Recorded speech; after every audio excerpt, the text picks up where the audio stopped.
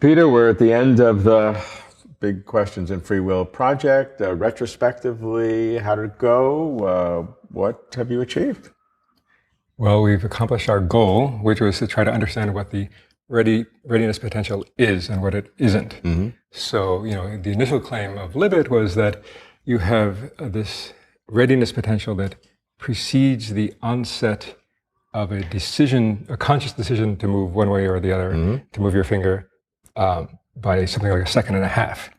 And people have taken that as evidence that the decision is made long before you're conscious of the decision being made. And we thought that, a lot of this is kind of premature. We don't even know what the readiness potential really is.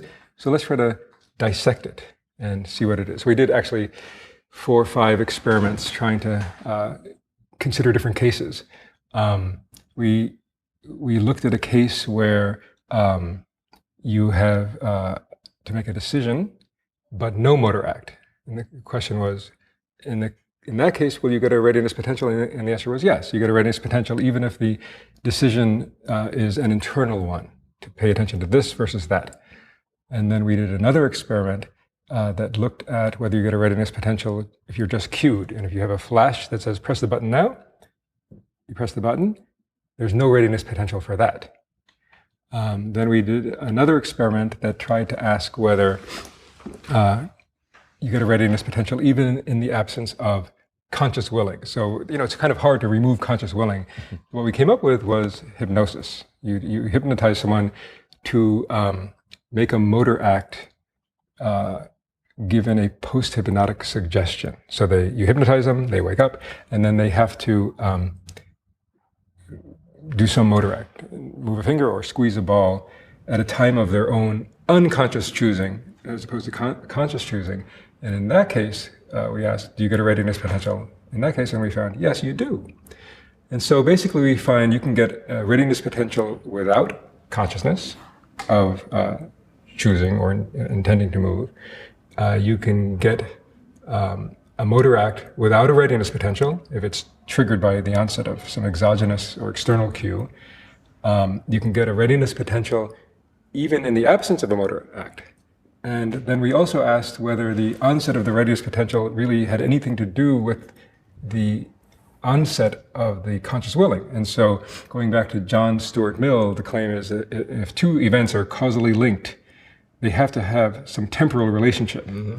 So then we said, okay, is the onset time of the readiness potential in any way linked to the onset time of this willing? And we basically redid an experiment by Haggard and Eimer and came to the conclusion that no, there's no causal link between the onset of the readiness potential and the onset of willing to move.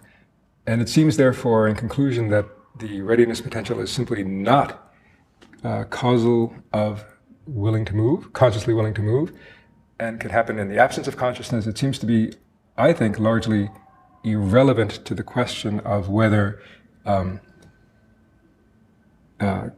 consciousness is, ruled out as a causal influence by this readiness potential. The readiness potential seems to happen whether we're conscious or not.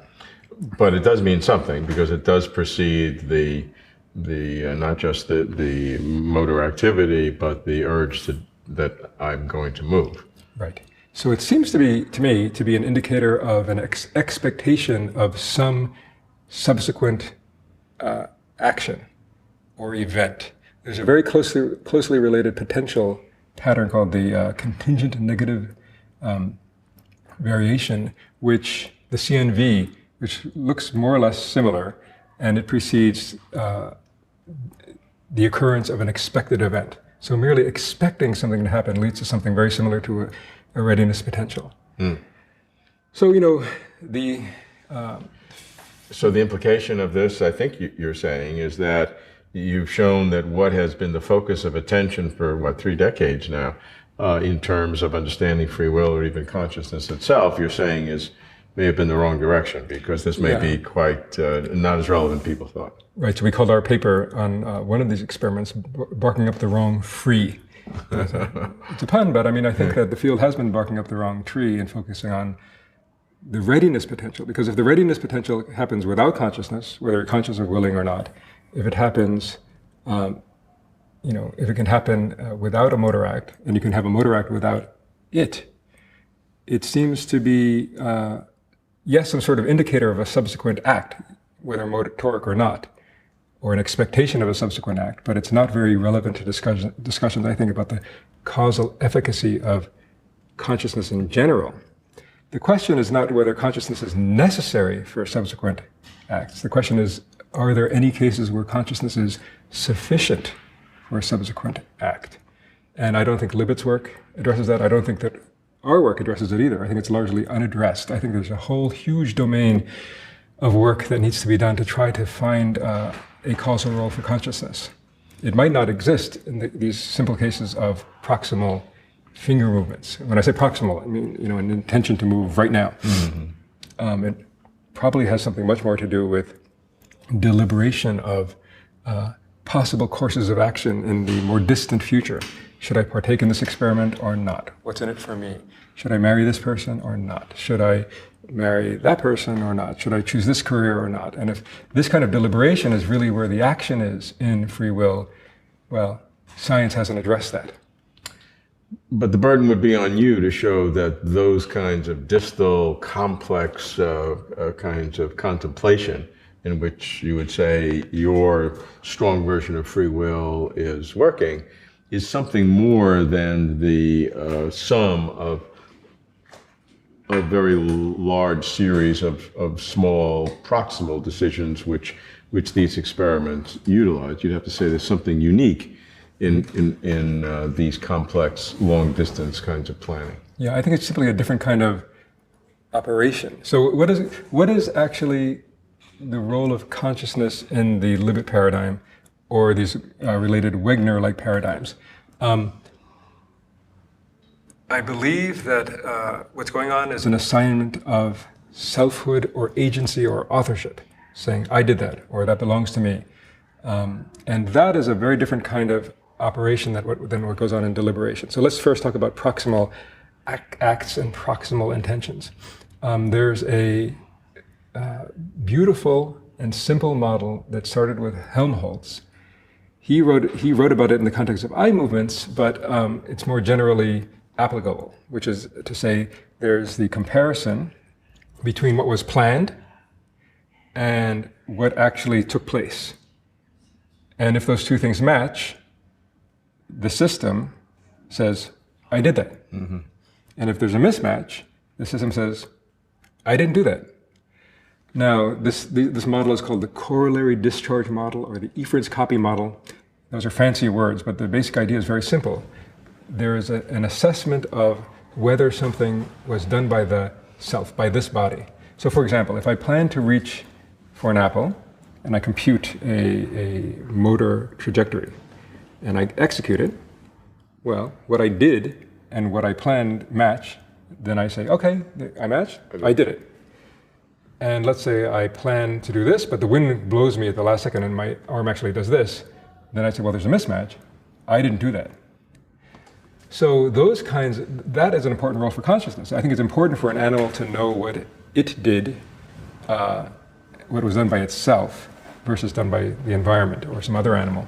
It's important for an animal to say, this is my body and that's not my body. But that's a retrospective judgment. That happens during the act or even after the act. That's very different, I think, from the role of consciousness in deliberation, which is prospective. It's looking toward the future. And a prospective consideration of options is something like this. I'm given the task, say, to choose people for a dinner party tonight. I say, okay, what are the constraints? What are the criteria? Well, I have a table that can sit 8 people. There's me and my spouse. There's 6 places. Okay, I want half men, half women.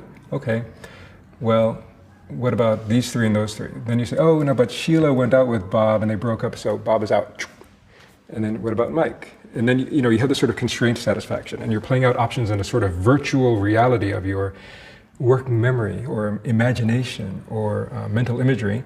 Then when that constraint is met, then you play it out in a sort of iterative and open fashion. It doesn't necessarily come to a final conclusion quickly. Then you say, okay, well, let's consider what to make for dinner. Oh, Sheila's vegetarian. Okay, what are the options? Well, we can make falafel. No, but falafel is a kind of low-class food. How about spinach lasagna? And then you run through it and you play it out in this virtual reality, and then you say, oh, spinach lasagna is good. Okay, now I need to get some spinach. And you go get your car keys and you go. So that role of consciousness is radically different from the role of consciousness in these proximal cases where you're saying, I did that. That is retrospective. Mm-hmm. The role of consciousness in this mental imagery or imagination or deliberation domain is prospective, considering multiple possible options, weighing them based upon criteria that are perhaps innate, but also perhaps held in working memory, and coming to a conclusion. So what you're doing is you're in the project experiment kind of dealing with the proximal analysis of the readiness potential and sort of putting that into its package and saying, okay, now that we understand what that is and what it isn't, now if we want to think about free will and consciousness, we have to go in a totally new direction. Yes. So, there are a lot of people in my field, in neuroscience, who have been saying, well, see, Libet has shown that there is no free will. And I say, oh, wait a second. First of all, let's be very clear about what the readiness potential is and isn't. And then if we can come to the conclusion, like I think we have, that it's largely not relevant to the question of free will, then we can start to look for free will where it exists. I mean, I think the field has been sort of like the person who looks for their keys where the light is good, rather than where the keys are. Why? Because it's easy to measure readiness potentials. It's hard to study the neural basis of imagination, of deliberation, of mental imagery in the sort of open-looped, open way that it actually operates in our lives. I can do time locking to a meaningless and repetitive finger movement, which is, it's to say there's free will here is kind of pointless. There's nothing at stake for me. In fact, I can just automatize it. But if it comes to a major decision like, what country to live in, or whom to marry, what job to take, we can agonize over this for years even. This is where the action lies in free will. And this needs to be studied by science. It's just very hard. So what do some of your neuroscience colleagues think of the research in terms of, do people really believe now that the readiness potential is not as related to free will as they might have thought? Well, we'll see how it plays out over the coming years. I think for ourselves, we are ready to put the readiness potential aside as being terribly informative about the issue of free will. But there's a lot left to do, and the big questions remain unanswered. What were your biggest successes, the feelings of achievement, and correspondingly the frustrations?